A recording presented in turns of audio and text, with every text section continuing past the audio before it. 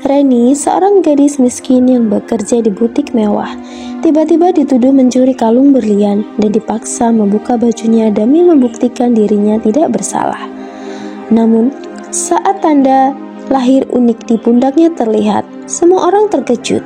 Tanda itu membawa Reni pada fakta mengejutkan. Ia adalah putri milioner yang hilang sejak bayi.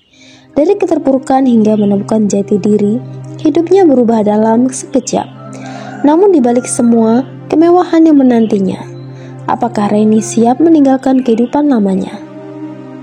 Pagi itu, sinar matahari masuk dari celah jendela rumah kecil berdinding kayu di pinggiran kota. Udara masih dingin saat Reni merapikan kasurnya yang sederhana. Kamar itu tidak luas, hanya ada sebuah lemari tua, meja kecil tempatnya menyimpan beberapa buku, dan cermin yang mulai berdebu. Ia bangkit dan melipat selimutnya, lalu melangkah keluar menuju dapur. Bibinya, Bu Sumarni, sudah duduk di atas kursi kayu, mengaduk teh panas di cangkir keramik usang. Wajahnya penuh keriput, tubuhnya sudah mulai renta, tetapi tangannya masih lincah bekerja. Bangun pagi sekali seperti biasa, Ren. Suara bibinya terdengar lembut. Reni tersenyum tipis. Iya, Bi, sebentar lagi aku harus berangkat kerja. Ia segera menyiapkan sarapan sederhana, sepiring nasi dengan tempe goreng dan sambal. Mereka tak pernah hidup mewah, tetapi Reni selalu bersyukur karena masih memiliki seseorang yang menyayanginya. Kamu capek kerja di butik itu, Nak? Bibinya bertanya, memperhatikan wajah Reni yang tampak sedikit lelah. Reni menggeleng. Tidak, Bi. Aku senang bisa bekerja di sana. Setidaknya aku bisa membantu biaya hidup kita. Bi Sumarni menghela nafas. Andai aku bisa memberimu kehidupan yang lebih baik. Reni meraih tangan bibinya dan menggenggamnya. Bibi sudah memberiku segalanya. Aku tak butuh kemewahan. Yang penting kita tetap bersama. Setelah selesai sarapan, Reni segera bersiap.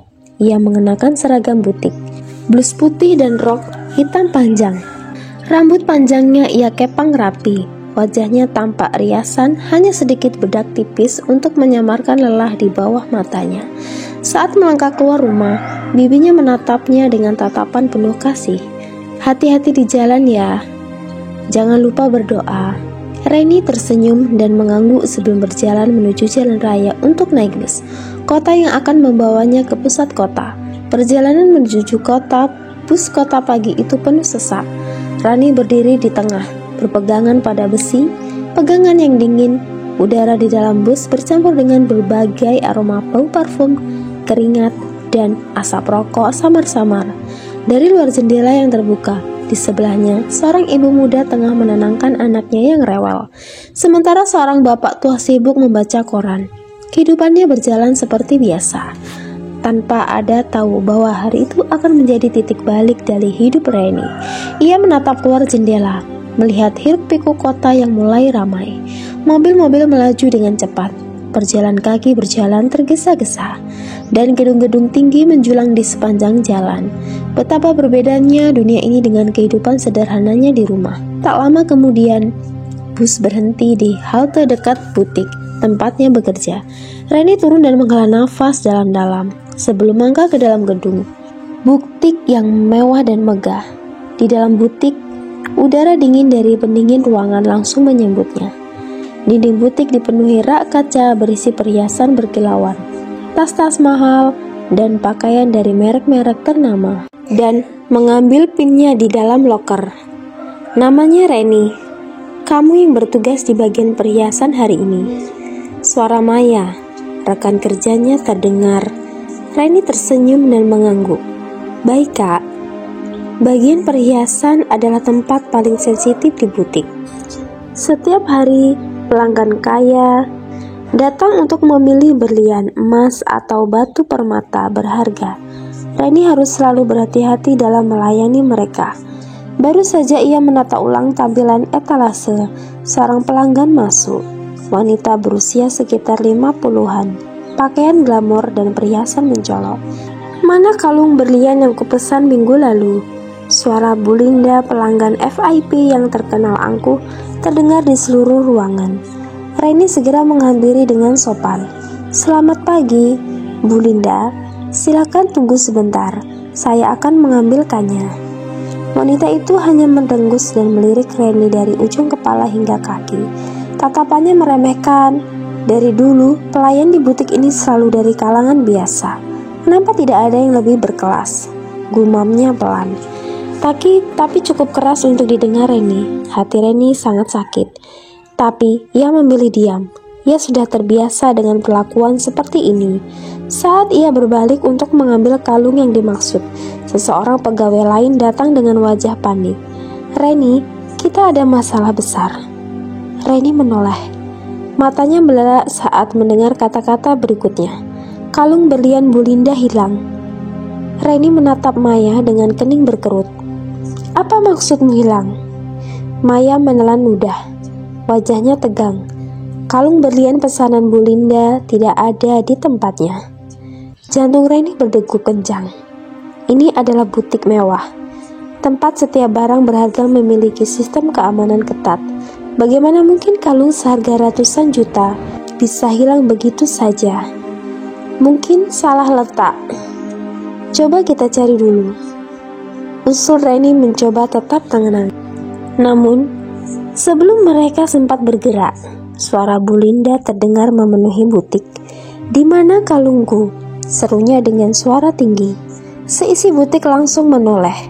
Para pelanggan lain yang sedang melihat-lihat pun berhenti sejenak menatap ke arah Bu Linda yang tampak marah dan frustasi. Manajer butik, Pak Roni, segera keluar dari ruangannya. "Ada apa ini, Bu Linda?" Wanita parubaya itu melipat tangan di dada. "Kalung yang aku pesan menghilang. Aku datang untuk mengambilnya, tapi pegawai kalian malah bilang tidak ada." "Itu tidak mungkin. Kami akan segera menyelidikinya." Ia kemudian menoleh ke pegawai yang bertanggung jawab atas bagian perhiasan hari itu. Matanya langsung jatuh ke Reni. "Kamu yang terakhir merapikan area perhiasan?" Tanyanya, suaranya terdengar tegas tetapi tajam. Semua mata kini beralih ke Reni. Reni menegang. Ia baru saja menyusun ulang pajangan perhiasan beberapa jam yang lalu. Tapi bukan berarti ia mengambilnya. "Saya hanya merapikan." "Saya tidak mengambilnya, Pak," jawab Reni dengan suara mantap. Meskipun jantungnya berdetak lebih cepat. Bu Linda tertawa sinis. "Oh, tentu saja, kau tidak mengambilnya. Lalu siapa? Hantu? Atau mungkin kalung itu punya kaki dan lari sendiri?" Beberapa pegawai lain mulai berbisik-bisik. Tatapan mereka mulai dipenuhi kecurigaan. Bisa saja menyembunyikannya. Dia kan anak miskin, mungkin tergoda. Perkataan mereka menusuk seperti jarum di hati Reni. Kenapa semuanya begitu cepat menghakimi? Manajer butik berbicara. "Kita tidak bisa menuduh tanpa bukti. Kita periksa CCTV dulu." Pak Doni lalu berjalan menuju ke ruangan keamanan. Semua pegawai termasuk Bu Linda menunggu dengan perasaan tegang. Reni berdiri diam, mencoba mengatur nafasnya. Namun, ia bisa merasakan tatapan tajam dari Bu Linda, seolah wanita itu sudah yakin bahwa Reni bersalah. 10 menit kemudian, manajer butik kembali dengan ekspresi sulit dibaca. "Saya sudah melihat rekaman CCTV." Semua orang menunggu dengan nafas tertahan. Di rekaman itu, Reni memegang terlihat terakhir kotak berlian sebelum kalung itu hilang.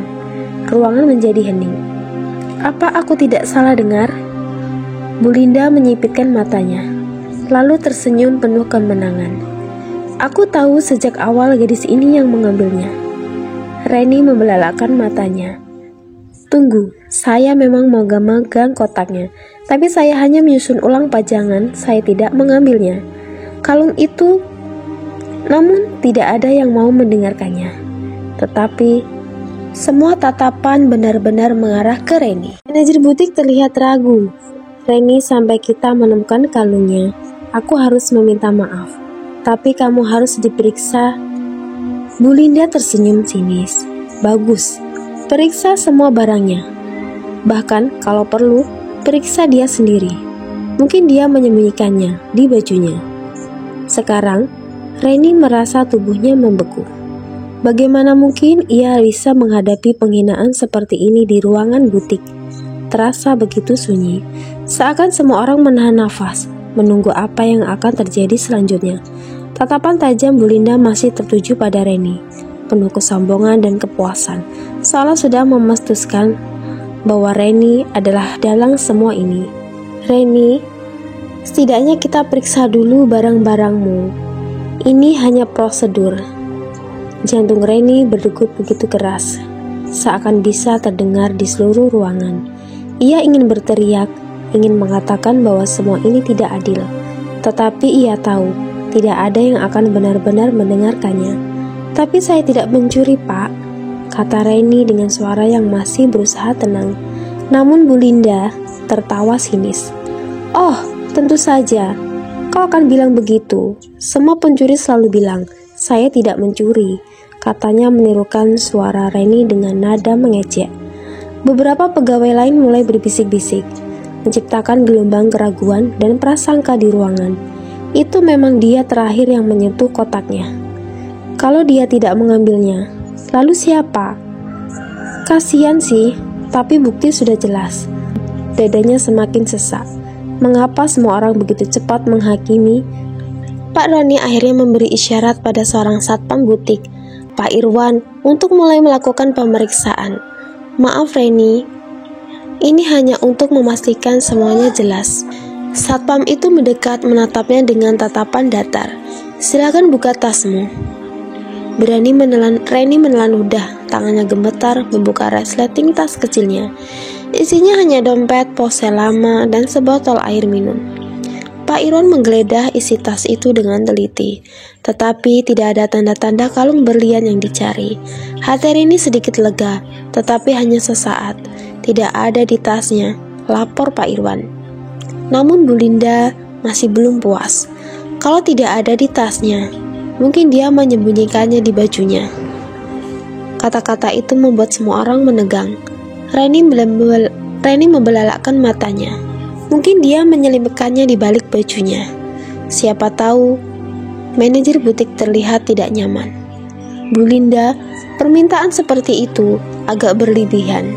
Ini kalung berlian seharga ratusan juta. Aku punya hak untuk memastikan. Bu Linda bersikeras. Jika dia tidak mencuri, kenapa harus takut? Sekarang semua mata kembali tertuju ke Reni. Reni bisa merasakan wajahnya memanas. Darahnya berdesir cepat. Ini bukan sekedar tuduhan lagi. Ini penghinaan.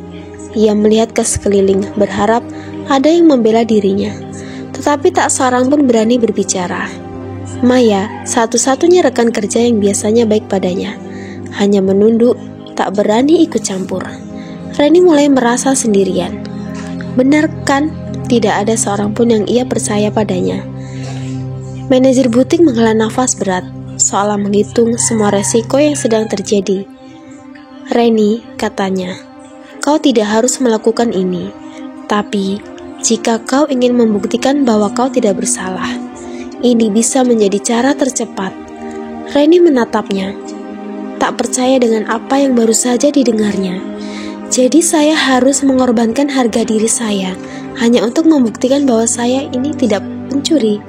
Suaranya terdengar jelas, namun tak ada jawaban. Reni merasa tubuhnya lemas. Ia ingin marah, ingin menangis, tetapi yang paling menyakitkan adalah kenyataan bahwa mereka lebih memilih mencurigainya daripada mempercayainya. Saat itulah Bu Linda tersenyum licik dan melipat tangan di dada. Ayo gadis kecil, kita tunggu. Reni merasa seperti dunia berputar di sekelilingnya. Dan itulah saat harga dirinya benar-benar diuji. Reni berdiri kaku di tengah butik. Seluruh tubuhnya terasa beku. Ayo, buktikan kau tidak bersalah. Suara Bu Linda melengking penuh kepuasan. Semua orang menatapnya.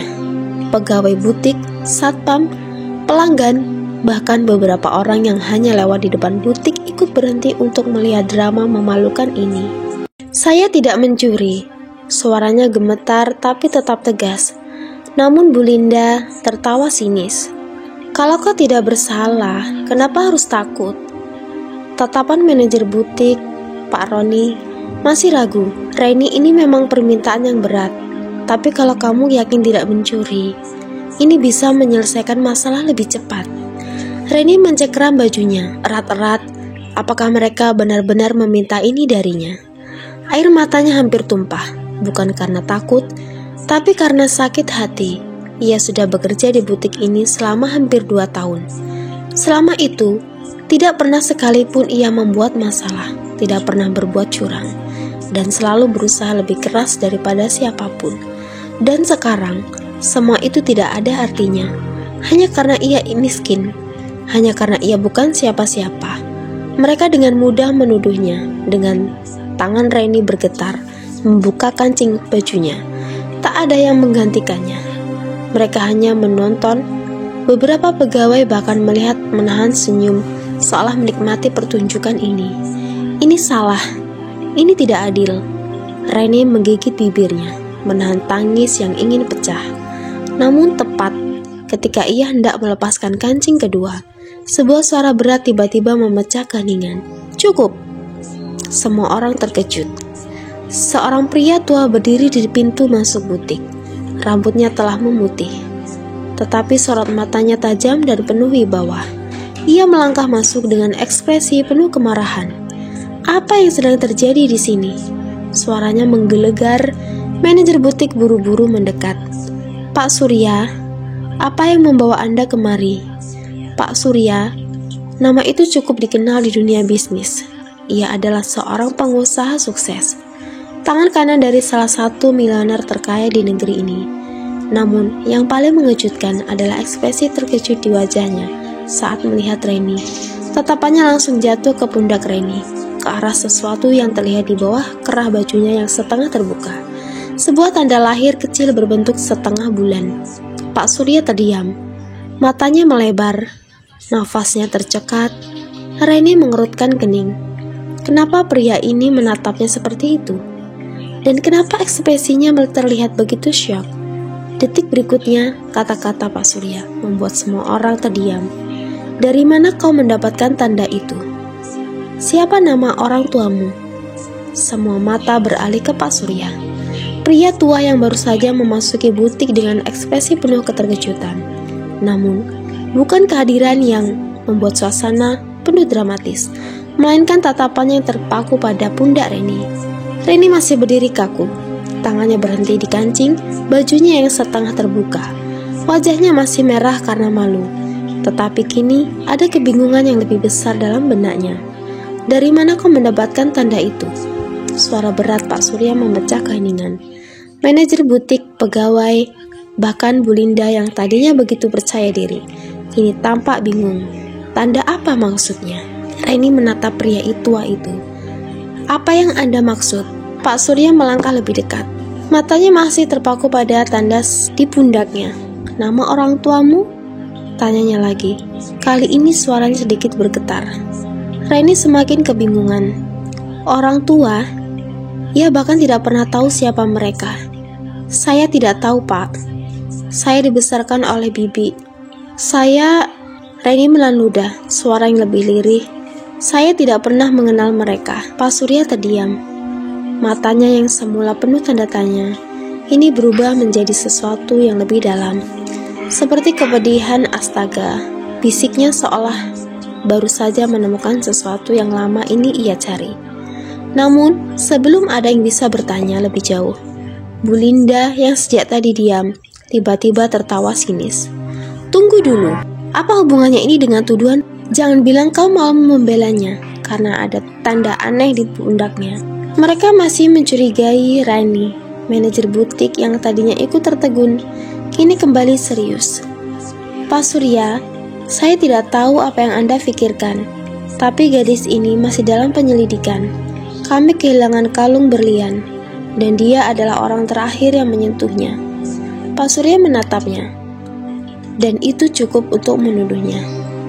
Manajer butik sedikit tersentak, tetapi Bu Linda tidak terpengaruh. Oh, ayolah, Pak Surya, jangan membela anak miskin ini. Dia mungkin punya wajah polos, tapi siapa tahu dia memang pencurinya. Pernyataan itu seperti cambuk yang menghantam Reni, keras-keras. Matanya panas, ia menggigit bibirnya, berusaha menahan air mata yang hampir jatuh. Namun Pak Surya tiba-tiba menoleh ke arah satpam. "Beri aku rekaman CCTV itu." Manajer butik tampak ragu, tetapi tidak berani menolak. Ia memberi isyarat pada satpam untuk mengambil rekaman CCTV. Tak butuh waktu lama sebelum layar besar di dalam butik menampilkan rekaman kejadian. Semua orang menahan nafas. Di layar terlihat jelas Reni merapikan kotak perhiasan. Ia mengambil satu-satu kotak kalung berlian yang hilang lalu meletakkannya kembali dengan hati-hati. Namun, ada sesuatu yang mengejutkan. Dalam rekaman itu, setelah Reni meletakkan kotak perhiasan itu, Bu Linda sendiri yang mendekati meja perhiasan. Ia memeriksa sesuatu dengan cepat. Lalu tiba-tiba layar mati. Semua orang terkesiap. "Kenapa mati?" tanya Pak Surya tajam. Manajer butik menekan beberapa tombol, tetapi layar tetap gelap. "Saya tidak tahu, sepertinya ada bagian yang hilang. Namun itu sudah cukup, karena sekarang semua orang tahu bahwa Bu Linda juga ada di dekat meja perhiasan sebelum kalung itu dinyatakan hilang. Dan lebih mencurigakan lagi, kenapa rekaman tiba-tiba terpotong?" Reni melihat ke arah Bu Linda, dan untuk pertama kalinya, ekspresi wanita itu tidak lagi percaya diri. Sebaliknya, wajahnya sedikit pucat. "Itu kebetulan saja," katanya cepat. "Aku hanya melihat-lihat. Itu bukan berarti aku mencuri." Namun, kali ini suasana telah berubah. Semua pegawai yang tadinya mencurigai, kini berbeda. Pak Surya menatapnya tajam. "Jika kau tidak mencuri, kenapa kau begitu panik?" Bu Linda menegang. Reni yang sejak tadi diam, akhirnya mengangkat wajahnya. Matanya masih merah karena menahan tangis. Tapi kali ini ada sesuatu yang berbeda. Ia tidak lagi merasa takut. Dengan suara pelan namun penuh ketegasan, ia berkata, "Jadi, siapa pencuri yang sebenarnya?" Dan kali ini, untuk pertama kalinya, Bu Linda tidak bisa berkata-kata. Butik yang tadinya riuh kini lanjut keheningan. Mata semua orang masih tertuju ke layar yang sebelumnya menampilkan rekaman CCTV, tapi kini gelap tanpa gambar. Potongan bukti yang hilang menciptakan lebih banyak pertanyaan daripada jawaban. Namun ada satu hal yang pasti, Bu Linda ada di sana. Dan kini untuk pertama kalinya sejak drama ini dimulai, posisi Reni mulai berubah. Reni yang sejak tadi hanya bisa bertahan dari tuduhan dan penghinaan, akhirnya mengangkat kepalanya dengan lebih tegak. Ia menatap Bu Linda langsung, tanpa rasa takut. Agar lebih jelas kembali, kita perlu melihat rekaman CCTV yang ada di pusat. Bu Linda hanya tersentak. "Untuk apa?" Suaranya meninggi.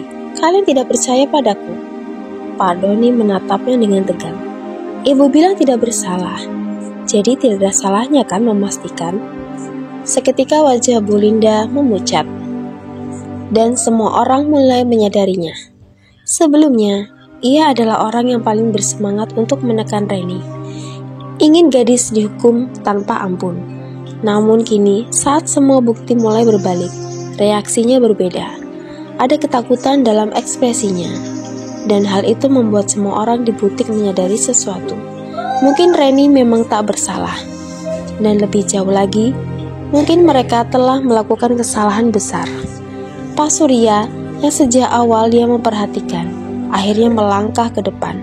Tatapannya tajam, dan ia menghela nafas panjang sebelum berbicara. "Cukup." Suaranya datar, tetapi tegas. "Aku tidak peduli siapa yang mencuri kalung itu sekarang. Yang aku pedulikan adalah gadis ini." Semua orang terdiam. Tatapan mereka berpindah pada Bu Linda ke Pak Surya, dan kemudian kembali ke Reni. Karena sejak pria tua itu masuk, ia tidak pernah melepaskan tatapannya dari Reni.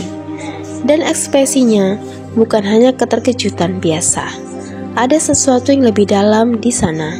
Reni sendiri bisa merasakannya, dan perasaan itu membuatnya semakin bingung.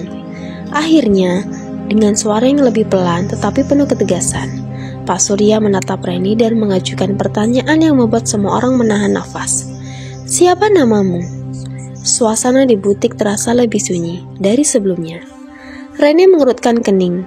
"Nama saya Reni, Pak."